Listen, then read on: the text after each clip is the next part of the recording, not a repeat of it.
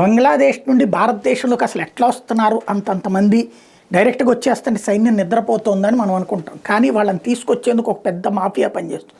2 లక్షల నుంచి 5 లక్షల రూపాయలు ఛార్జ్ చేస్తారంట. అంటే అక్కడ ఉన్న పొలాలు ఆస్తులు అమ్మేసుకుని ఆ డబ్బులు తీసుకుని ఇండియాలో అయితే బతకగలవని చెప్పేసి ఆ బ్రోకర్లకు డబ్బులు ఇస్తే వాళ్ళు నిశ్శబ్దంగా ఉత్తరప్రదేశ్కి తీసుకొచ్చేందుకు ఏ మార్గంలో తీసుకొస్తున్నారు అనేది ఇప్పుడు దర్యాప్తు చేస్తున్నారు, తీసుకొస్తున్నారు. అక్కడికి వచ్చాక అక్కడ ఈ తప్పుడు పత్రాలు, ఓటర్ ఐడీలు ఇట్లాంటివి సృష్టించి నడుస్తున్నారు.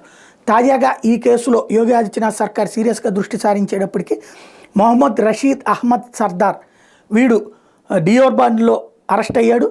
వీడు ఇందులో 2వ సూత్రధారి. ఇంతకుముందే మాస్టర్ మైండ్ అబూ సలేహ్ని అరెస్ట్ చేస్తే ఇప్పుడు వాడి ద్వారా దొరికినటువంటి లెక్కతో వీడు వచ్చాడు. 58 కోట్ల రూపాయలతో ఒక స్వచ్ఛంద సంస్థ నడుపుతూ దాంట్లోకి వీళ్ళని శరణార్థుల కింద, అంటే ఆ శరణార్థులని కాకుండా అనాథలని అట్లా తీసుకొచ్చి వాళ్ళని ఈ దేశ పౌరులుగా మార్చేస్తున్నాడు అన్నటువంటి విషయం బయటపడింది.